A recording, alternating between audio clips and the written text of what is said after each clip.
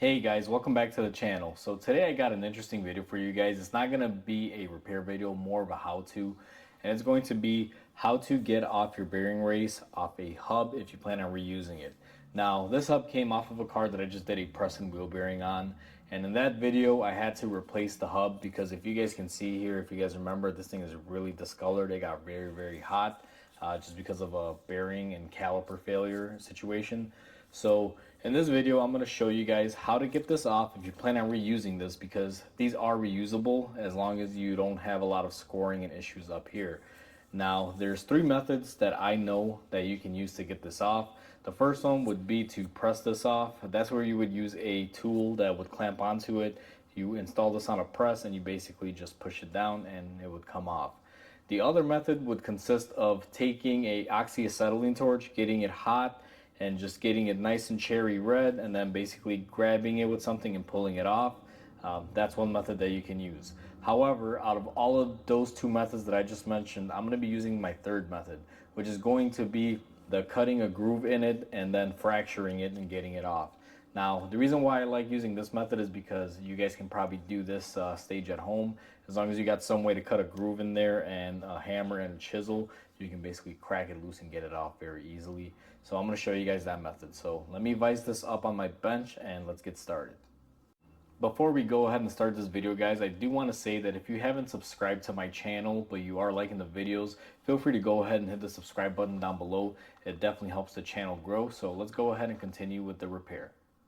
So we have our hub face clamped into our vise, guys, and there are several ways you can use to cut it.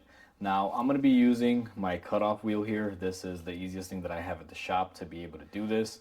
And what we're going to do is come in here. Now if you guys will notice, you can't really come in here straight, you wind up damaging it. But what you're going to want to do is come in at an angle, and you're going to be cutting a groove into it. Now I don't suggest you go through all the way, but you want to cut almost to the point where you're almost all the way through, and I'll show you guys how to do that here. Now I'm going to just show you a slight example because this is going to have a lot of arcs and things flying, and it's going to be very loud, so I don't think the camera is going to be very useful, but I'll show you guys how I started off and give you guys an idea. So let's go ahead and begin.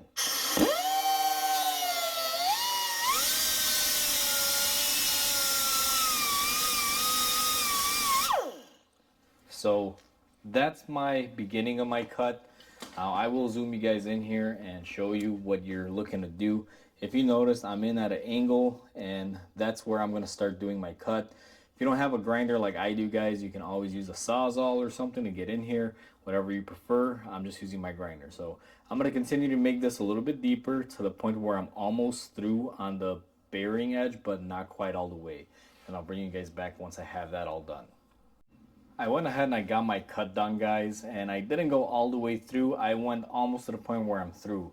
Now this is where you can choose to use a chisel and a hammer and basically put the chisel on there and just strike it and crack this tapered bearing roller, or whatever you want to call this, the sleeve portion of it. What I like to do at the shop, just because it's readily available, I have a air hammer, and what I'm going to be using is my chisel bit on it. And it's going to be the same thing as if you're doing this by hand, except it's a lot quicker. Now I will say, brace yourself, guys, this can be kind of loud. So I'm going to go ahead and hit this in the center, and we should be able to crack it. So I cut the video just because it was going to get too loud, guys. It took a couple more hits from my air hammer to crack this loose. Now this little collar came off. It was very easy. And our bearing in here, you guys can see, or a little taper, is free and loose. Now the way I like to do this to get it off, and I'll show you guys live on camera, is I'm going to use my air hammer and I'm just going to push it through. And you want to be careful not to damage it.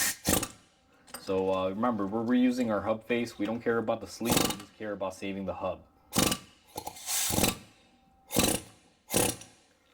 Now it should come off by hand up to there. And as you guys will see here, we have no damage to our hub surface. We did nick it just a little bit here on the surface, but it's not deep at all. It's just a little flesh wound. What you can do is just take a little bit of sandpaper or crocus cloth and just clean that up. And you guys can see we can reuse our surface. Now let me zoom you in so you can actually see, because I know it's glaring back at you guys a little bit, but you guys can see that's the only little nick that we have in there. and that was just from us probably hitting it with the cutter wheel. It's not even enough for me to get stuck in there. It looks a lot worse than it is, just a little surface imperfection.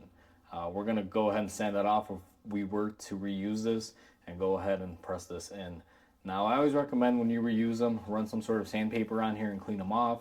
Use some brake cleaner, and then before you install it, obviously you're going to be using some penetrating oil to give yourself lubrication to be able to slide it inside of the bearing. But that's how easy it is to get these off, guys. The methods can vary depending on what you're using as far as tools, but you can do the same thing at home, like I said, with a cutting tool and a chisel and a hammer. Fortunately for me at the shop, I have the equipment that runs off of air. That's why I'm choosing to show it in that portion, but it's just this easy. So with that said, hopefully you guys enjoyed this video. Hopefully it helps you out if you guys are doing this or doing something similar to this. With that said, please comment, like, and subscribe. It definitely helps my channel grow, guys. And I hope you guys have a wonderful day. I'll catch you guys on the next repair.